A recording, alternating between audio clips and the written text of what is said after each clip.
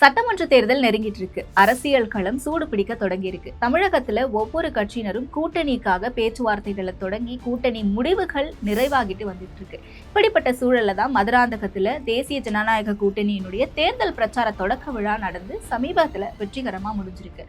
இந்த ஒரு தேர்தல் பிரச்சார தொடக்க விழா தேசிய ஜனநாயக கூட்டணியில ஒரே மேடையில பிரதமர் அவர்கள் முன்னிலையில பல கட்சிகளும் இணைவாங்க, பல கட்சிகளுடைய தலைவர்களும் ஒன்று கூடிய ஒரு சிறப்பான பிரம்மாண்டமான கூட்டமா இருக்கும் அப்படின்னு எதிர்பார்க்கப்பட்ட நிலையில இதுல பிரதமர் அவர்கள் தலைமையில நடைபெற்ற இந்த ஒரு பிரம்மாண்ட மேடையில பிரதமர் அவர்கள் உள்ளிட்டு பாஜகவினுடைய தமிழக முக்கிய தலைவர்களும் கலந்துக்கிட்டாங்க. நயினா நாகேந்திரன் அவர்களா இருக்கட்டும், எல்முருகன் அவர்களா இருக்கட்டும், இப்படி பல முக்கிய தலைவர்கள் இருந்தாங்க. அதே மாதிரி கூட்டணி கட்சி தலைவர்கள் அப்படின்னு பார்க்கும்போது தேசிய ஜனநாயக கூட்டணியா இருந்தாலும் தமிழகத்தினுடைய தலைமை அப்படிங்கிறது இந்த கூட்டணிக்கு எடப்பாடி பழனிசாமி அவர்கள் தான் சொன்ன மாதிரி இபிஎஸ் அவர்கள் கலந்துக்கிட்டாரு. அது மட்டும் இல்லாம கேபி முனுசாமி உள்ளிட்ட பலரும் அதிமுகவில் இருக்கக்கூடிய முக்கிய தலைவர்கள் கலந்துக்கிட்டாங்க. மற்ற கூட்டணி கட்சியினர் அப்படின்னு பார்க்கும்போது டிடிவி தினகரன் அவர்களும் சமீபத்துல தான் தன்னுடைய அமமுகவை தேசிய ஜனநாயக கூட்டணியில இணைச்சிருந்தாரு. அவரும் இந்த மேடையில பார்க்க முடிஞ்சது. அதே மாதிரி அன்புமணி ராமதாஸ் அவர்கள், ஜி.கே. வாசன் அவர்கள், ஏசி சண்முகம் அவர்கள், ஜான் பாண்டியன் அப்படின்னு சொல்லிட்டு தேசிய ஜனநாயக கூட்டணியில இதற்கு முன்பாக இருந்த பல கட்சி தலைவர்களும் இந்த மேடையில பார்க்க முடிஞ்சது.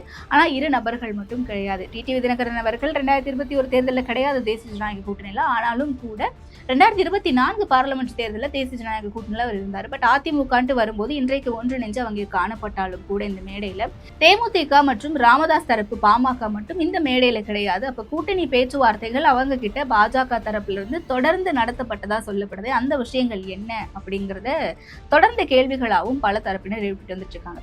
ஒரு பக்கம் தேமுதிக ரெண்டு பக்கமும் பேரம் பேசிக்கிட்டு இருக்காங்க. அதிமுக தரப்பு அவங்க கிட்ட இருந்து 2 இலக்கு எண்கள்ல தான் எங்களுக்கு தொகுதிகள் தேவை அப்படின்ற ஒரு பேரம் போய்கிட்டு இருக்கு.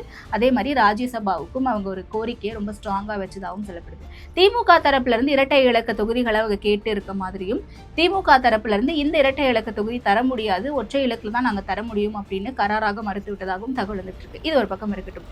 ஆனா அன்புமணி ராமதாஸ் அவர்கள் தரப்பு பாமக தேசிய ஜனநாயக கூட்டணியில இணைஞ்சிட்டாலும் கூட பாமக பிளவுபட்டிருக்கக்கூடிய இந்த சூழல்ல வன்னியர்களுடைய வாக்கு அப்படிங்கிறது இரு தரப்பு பாமகவும் ஒன்றிணைந்தால் மட்டும்தான் அது மொத்தமா தேசிய ஜனநாயக கூட்டணிக்கு போய் சேரும் அப்படிங்கிறதுல ரொம்ப உறுதிப்பட இருக்கக்கூடிய பிரதமர் அவர்களும் சரி, அமித்ஷா அவர்களும் சரி, இந்த பக்கம் இபிஎஸ் அவர்களும் சரி ரொம்ப கீனா வேலை பார்த்துட்டு இருக்காங்க. அதற்காக தான் பாஜகவில இருந்தும் சரி, அதிமுகவில இருந்தும் சரி பல முக்கிய தலைவர்கள் போய் தைலாபுர தோட்டத்துல திரு ராமதாஸ் அவர்களையும் இந்த பக்கம் பனையூர்ல அன்புமணி அவர்களையும் நீண்ட காலமா பேச்சுவார்த்தை நடத்தி வந்ததா சொல்லப்பட்டுச்சு.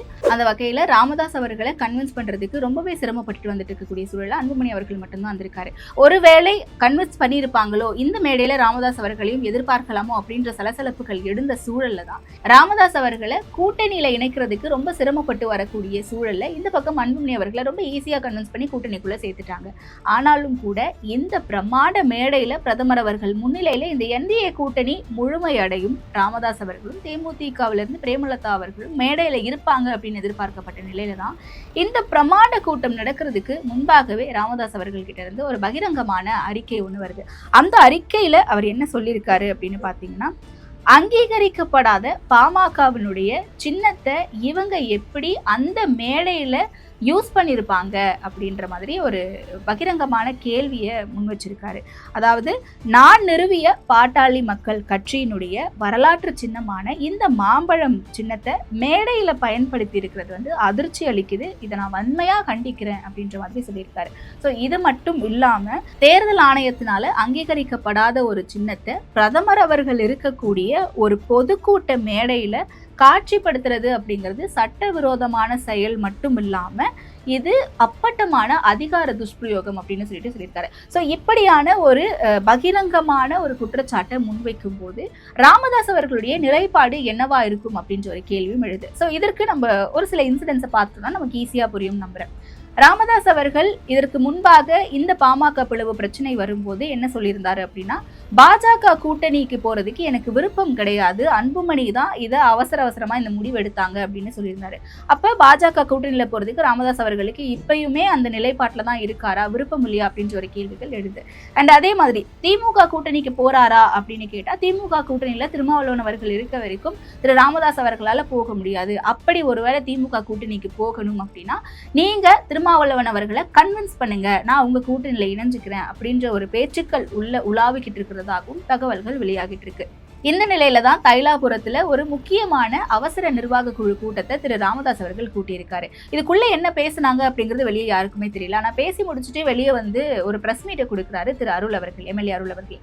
அவர் பேசும்போது என்ன சொல்றாரு அப்படின்னு பாத்தீங்கன்னா, திருமாவளவன் அவர்களுக்கும் எங்களுக்கும் எந்த பிரச்சனையும் கிடையாது, அப்படிலாம் எதுவுமே இல்லை அப்படின்னு சொல்லிட்டு அவரு எங்க ஐயாவினுடைய ஒரு பெறாத பிள்ளை அப்படின்ற ஒரு விஷயத்தையும் கோட் பண்றாரு. ஸோ அரசியல்ல என்ன வேணா நடக்கலாம் அப்படின்னு சொல்றாரு. ஸோ இந்த விஷயத்தை எடுத்துக்கிட்டு பார்க்கும்போது ஒருவேளை திருமாவளவன் அவர்களோட இவங்க ஒரு சமரசத்துக்கு முற்படுறாங்களோ அப்படின்ற ஒரு கேள்வியும் எழுது.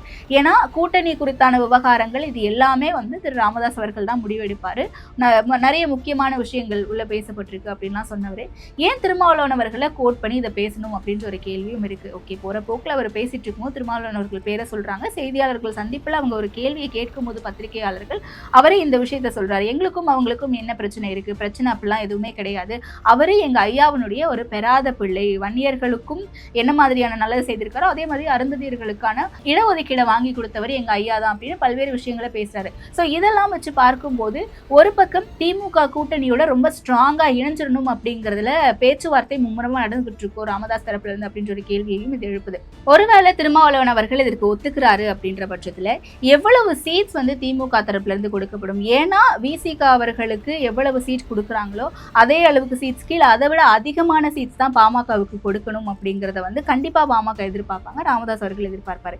இப்படிப்பட்ட ஒரு சூழல்ல தேமுதிகவுக்கு இரட்டை இலக்கு கொடுக்க முடியாது, ஒற்றை இலக்குல தான் கொடுப்பாங்க அப்படின்ற தகவல்கள் வெளியாகிட்டு இருக்கும்போது திரு ராமதாஸ் அவர்களை மட்டும் எப்படி இரட்டை இலக்க தொகுதிகளை கொடுத்து அவங்க கன்வின்ஸ் பண்ணுவாங்க?